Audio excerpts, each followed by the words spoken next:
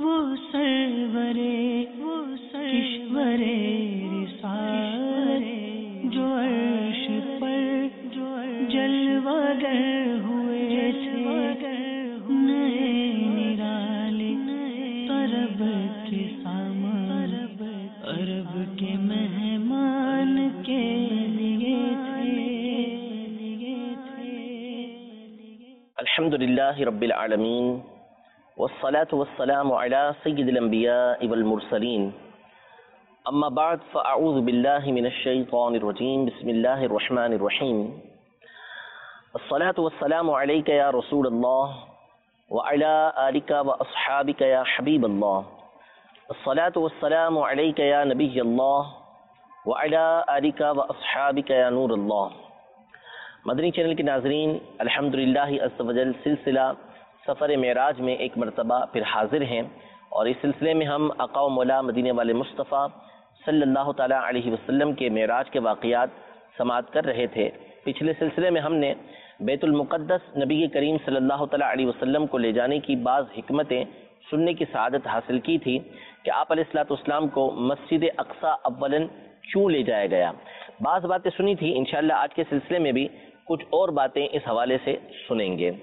جیسا کہ پچھلے سلسلے میں آخر میں یہ بات عرض کی تھی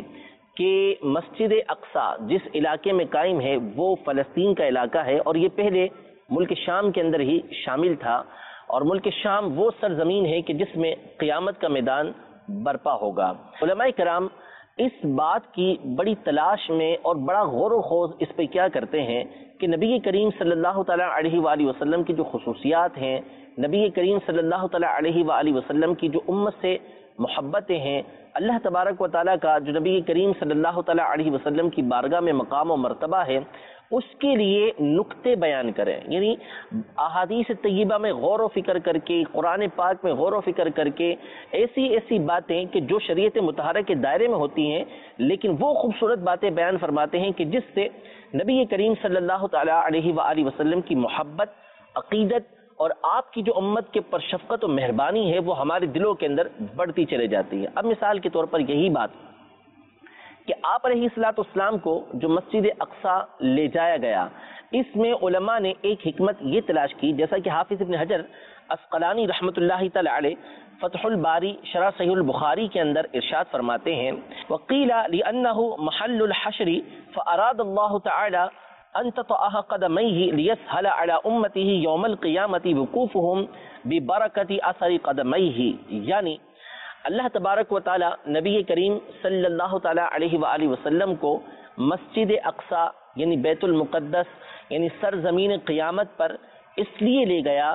تاکہ نبی کریم صلی اللہ تعالی علیہ وآلہ وسلم کی برکتیں اس سرزمین کو حاصل ہوں، اور کل بروز قیامت آپ کی امت کے لیے یہاں پر ٹھہرنا یہ آسان ہو جائے کہ ان کے نبی صلی اللہ تعالیٰ علیہ وآلہ وسلم کے مبارک قدم یہاں پہ لگے، آپ علیہ السلام کی تشریف آوری یہاں پر ہوئی تو اس کی برکتیں اس سرزمین کو یہ حاصل ہوئیں کہ کل بروز قیامت آپ کی امت کو یہاں پر وقوف کرنا، یہاں پر ٹھہرنا یہ آسان ہو جائے گا۔ یعنی نبی کریم صلی اللہ تعالیٰ علیہ وسلم کی برکتوں کے حصول کے لیے آپ کو مسجد اقصی کی طرف لے جایا گیا تاکہ وہاں کی سرزمین کو اور برکتیں حاصل ہوں۔ علامہ آلوسی رحمۃ اللہ تعالی علیہ جو زبردست مفسر قرآن گزرے ہیں، یہ اپنی تفسیر آلوسی کے اندر، تفسیر روح المعانی کے اندر بڑی خوبصورت بات ارشاد فرماتے ہیں کہ مسجد اقصی کے تمام ستونوں نے اللہ تبارک و تعالیٰ کی بارگاہ میں یہ دعا کی کہ ہمیں ہر نبی کی برکتوں سے حصہ ملا ہے، یعنی انبیاء کرام علیہم السلام یہاں پر آتے رہے ہیں اور ہم ان کی زیارت سے مشرف ہوتے رہے ہیں، تو ہمیں محمد مصطفیٰ صلی اللہ تعالیٰ علیہ وآلہ وسلم کی زیارت کا شوق ہے، اے اللہ ہمیں ان کی زیارت سے مشرف فرماتے ہیں کہ اللہ تبارک و تعالیٰ نے ان کی دعا کو قبول کیا، اور نبی کریم صلی اللہ تعالیٰ علیہ وآلہ وسلم مسجد اقصی تشریف لے کر گئے تو وہاں کے ستونوں نے نبی کریم صلی اللہ تعالیٰ علیہ وآلہ وسلم کی زیارت سے اپنے آپ کو مشرف کیا۔ تو مسجد اقصی میں جانے کی ایک وجہ علماء یہ ارشاد فرماتے ہیں کہ اللہ تبارک و تعالیٰ کی بارگاہ میں ان ستونوں نے دعا کی تھی اور وہ دعا قبول ہوئی، تو نبی کریم صلی اللہ تعالیٰ علیہ وآلہ وسلم وہاں پر تشریف لے کر گئے۔ اسی طرح ایک اور وجہ اور ایک اور حکمت علماء یہ بیان فرماتے ہیں کہ نبی کریم صلی اللہ تعالیٰ علیہ وآلہ وسلم کو مسجد اقصی اولاً اس لیے لے جایا گیا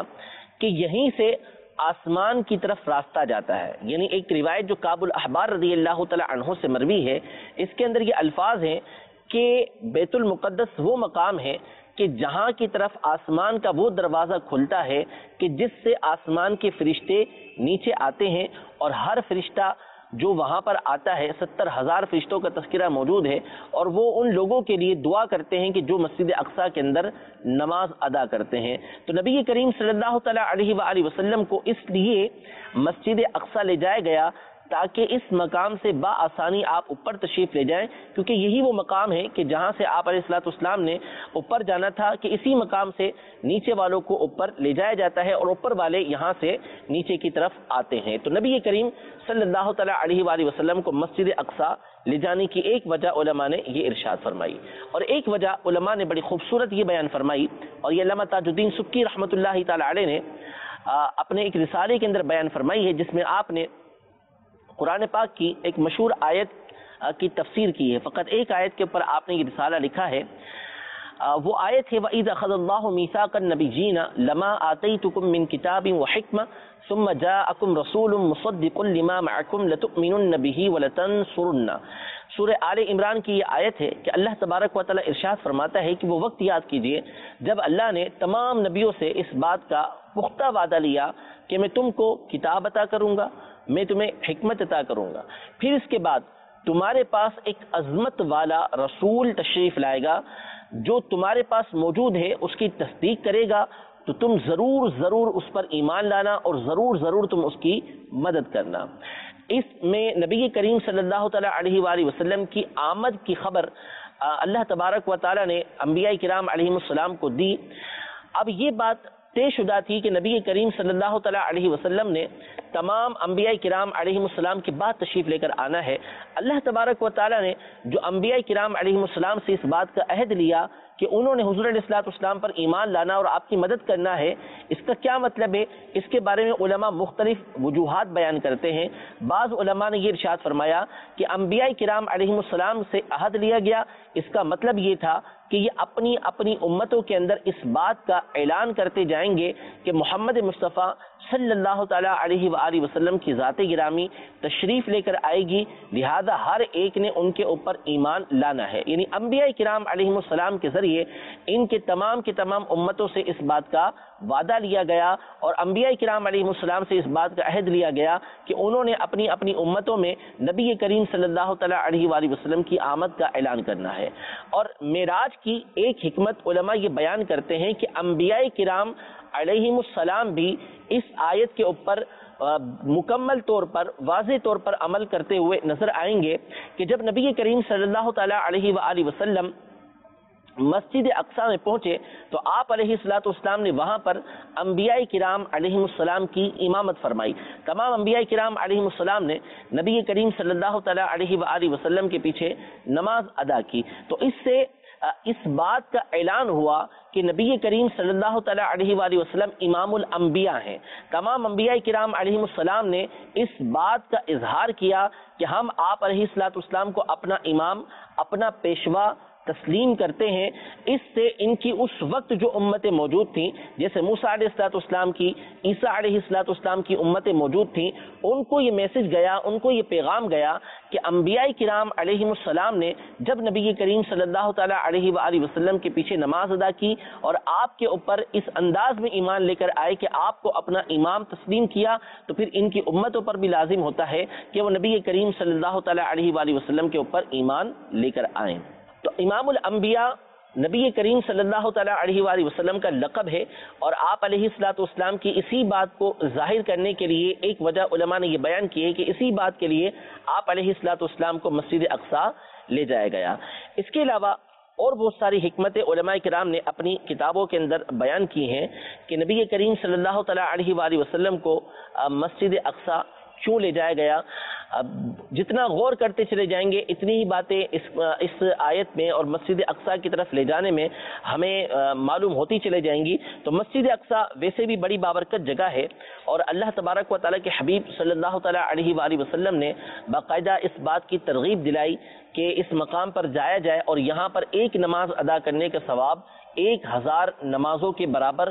ثواب اس کا دیا جاتا ہے، کہ ایک نماز جو بندہ یہاں پر آ کے پڑھے گا اللہ تبارک و تعالیٰ اس کو 1000 نمازوں کا ثواب عطا فرمائے گا۔ تو رب العزت جل وعلا ہم سب کو بھی اس مقدس مقام کی زیارت نصیب فرمائے۔ آگے اللہ تبارک و تعالیٰ نے یہ ارشاد فرمایا کہ مسجد اقصیٰ الذی بارکنا حولہ، یہ مسجد اقصیٰ وہ ہے کہ جس کے ارد گرد ہم نے برکتیں رکھی ہیں۔ اب اس کے ارد گرد برکتیں کیسی رکھی ہیں؟ تو اس میں علماء فرماتے ہیں کہ اس کے اندر دنیاوی برکتیں بھی موجود ہیں اور اخروی برکتیں بھی موجود ہیں، دینی برکتیں بھی اس کے اندر موجود ہیں۔ دنیاوی برکتیں تو اس طرح اس میں موجود ہیں کہ اللہ تبارک و تعالیٰ نے یہاں کی آب و ہوا بڑی صاف ستھری رکھی ہے، یہاں پھلوں کی پیداوار بہت زیادہ ہوتی ہے، اور اللہ تبارک و تعالیٰ کی طرح طرح کی دنیاوی نعمتیں اس کے اندر موجود ہیں۔ اس اعتبار سے یہ جو جگہ ہے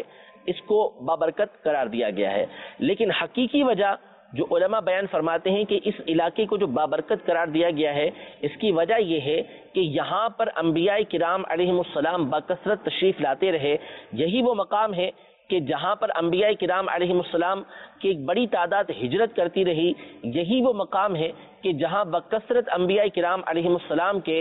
مزارات موجود ہیں، ان کی قبریں موجود ہیں۔ تو اس وجہ سے انبیاء کرام علیہم السلام کے اس مقام پر ہونے کی وجہ سے اللہ تبارک و تعالی نے اس مقام کو ببرکت قرار دیا، جیسا کہ حضرت سیدنا ابن عباس رضی اللہ تعالی عنہ کے شاگرد رشید حضرت سیدنا امام مجاہد رحمت اللہ تعالی علیہ ارشاد فرماتے ہیں کہ سماہ مبارکن لأنہ مقر الانبیاء ومہبت الملائکۃ والوحی ومنہ یحشر الناس یوم القیامہ، یعنی امام مجاہد فرماتے ہیں کہ اس جگہ کو اللہ تبارک و تعالی نے مبارک اس لیے قرار دیا ہے کہ یہی وہ جگہ ہے کہ جہاں انبیاء کرام علیہم السلام آ کے ٹھہرے ہیں، یہی وہ مقام ہے کہ جہاں پر فرشتے اترتے ہیں، یہی وہ مقام ہے کہ جہاں بکثرت اللہ تبارک و تعالیٰ کی وحی نازل ہوئی ہے، یہی وہ مقام ہے کہ جہاں قیامت کا میدان برپا ہوگا۔ اس لیے اللہ تبارک و تعالیٰ نے اس جگہ کو بابرکت قرار دیا ہے۔ اس کے علاوہ اور بھی اس کی برکت کی وجوہات موجود ہیں، انشاءاللہ تبارک و تعالیٰ اس حوالے سے اپنے اگلے سلسلے میں مزید کچھ باتیں سننے کی سعادت حاصل کریں گے، اور آگے بھی جو باتیں بیان کی ہیں اس آیت کے اگلے حصے کے اندر لنُرِیَہُ مِنْ آیاتنا، کہ ہم نے اس اپنے بندے کو اپنی نشانیوں میں سے دکھایا، تو کیا نشانیاں دکھائیں، اس میں سے کچھ باتیں انشاءاللہ اپنے اگلے سلسلے کے اندر سننے کی سعادت حاصل کریں گے۔ رب العزت جل وعلا ہم سب کو نبی کریم صلی اللہ تعالیٰ علیہ وآلہ وسلم کا عشق و محبت عطا فرمائے، آپ علیہ الصلوۃ والسلام سے عقیدت نصیب فرمائے، آپ علیہ الصلوۃ والسلام کی شفاعت میں سے ہمیں حصہ نصیب فرمائے، آمین بجاہ النبی الامین صلی اللہ تعالیٰ علیہ وآلہ وسلم۔ وہ سرورے کشورے رسالت جو عرش پر جلوہ گر ہوئے تھے، نئے نرالے عرب کے سامان، عرب کے مہمان کے